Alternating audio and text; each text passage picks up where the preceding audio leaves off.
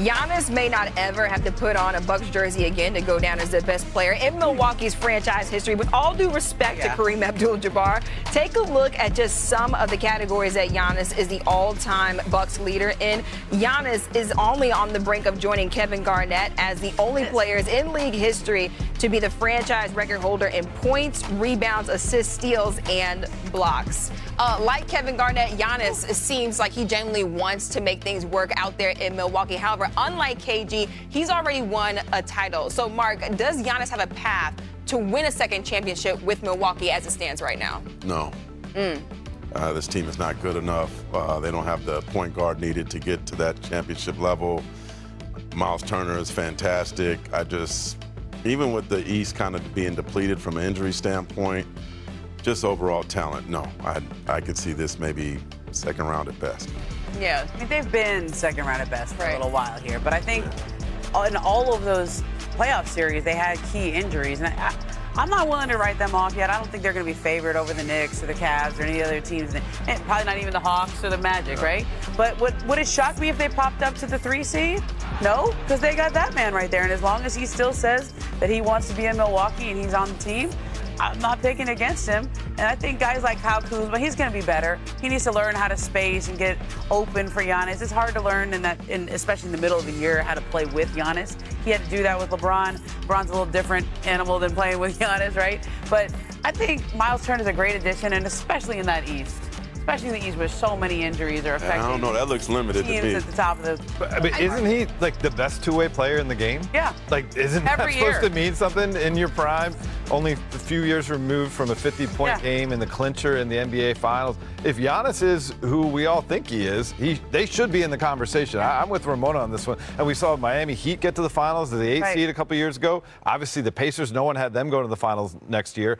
Have some patience. Let this team come together, see what you have, and guess what? You don't have to win next year. You haven't won since 2021. You can look at the big picture and say, this might be a rocky period of my time with the franchise, but this will allow me then to someday retire having only played for the Bucks if you get through this period. But see, that's something that's the thing that I'm thinking about with Giannis, though. Does he want to wait that long to win another championship? Because it sounds like right now he's fine with maybe looking at somewhere else if Milwaukee's not able to win a championship. They're Giannis and the miracles now. Like, dating you, there was a movie called The Fish That Saved Pittsburgh where Julius Erving led this band of bandits to a title. But where are you going to go where it's guaranteed? He just saw Dame Lillard.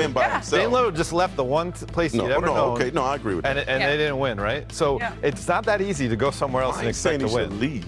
Okay. I'm just saying. You're just saying. And I also think they're not even going to listen to anybody right now. You call the Bucks right now and say, let's talk about Giannis, they're not going to take your call. Right. Because they don't listen to anybody on this unless Giannis comes to them and said, I want to be elsewhere. And he has not done that.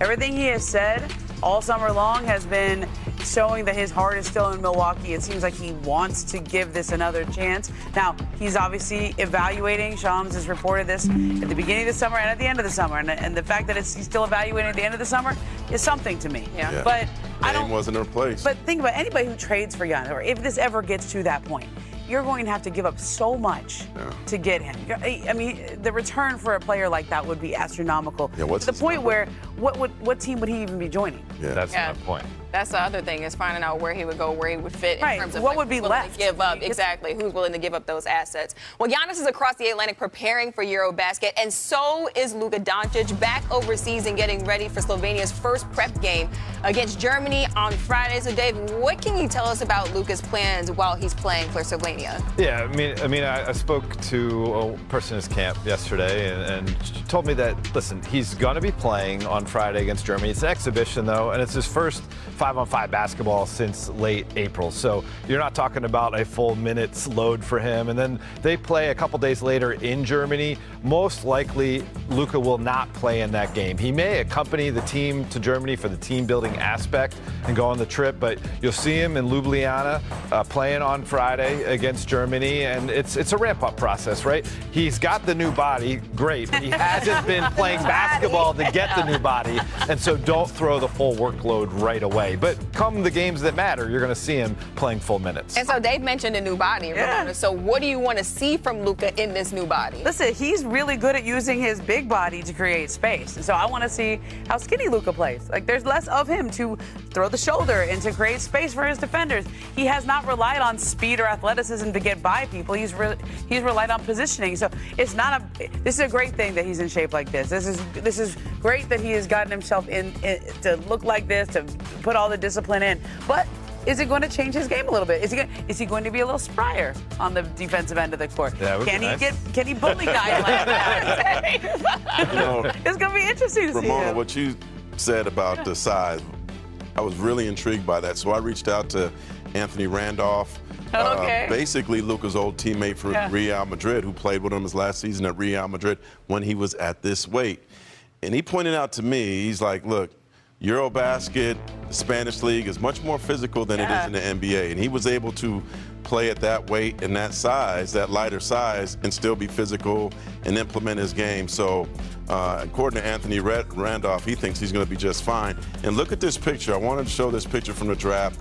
First time I saw Luka in person, and it just reminded me about, like, I don't think people realize, and Dave knows this, how big and tall he is. Even with his weight down, he's a big dude. Yeah, he's got broad shoulders, obviously lengthy arms, and he knows how to use the physical gifts. I mean, and sometimes the gifts are the size. And we saw that deceleration move he was so effective with, where he goes towards the lane, then kind of slows it down, bumps you with his body, gets you off balance, and then can finish with his leg.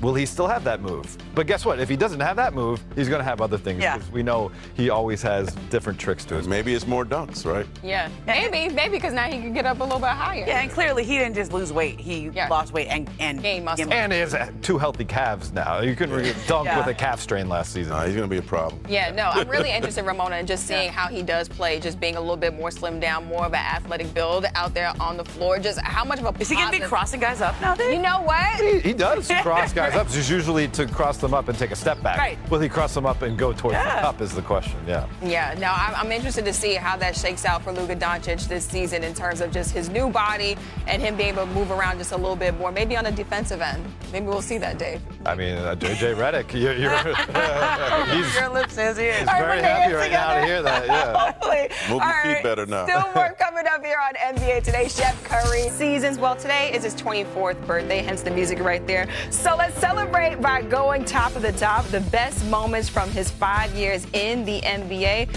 Let's start with this one. Top ridiculousness. This crazy spin right here, spin cycle for the turnaround jumper versus the Pistons. I mean, what are we even talking about? Pivot. Look at this. Tumble dry low right there. Whoa, oh my gosh. Don't get dizzy with the spin. And then what about this? The steal and running the three-pointer to beat the third quarter horn against the Bulls. This is just what Anthony Edwards does, though. Presence of mind, knowing the time score situation. I mean, come on. And then take a look at this. The nasty, hezzy. Oh, my gosh. Game saving block. Come on. That's against the Pacers in 2024, and you see him amped up right there. Top playground moments, the nasty, hezzy dribble right here. Michael Porter Jr. Oh, my God, just get out the way. Just get out the way. Oh, my gosh. No two that better be there that aren't there yet.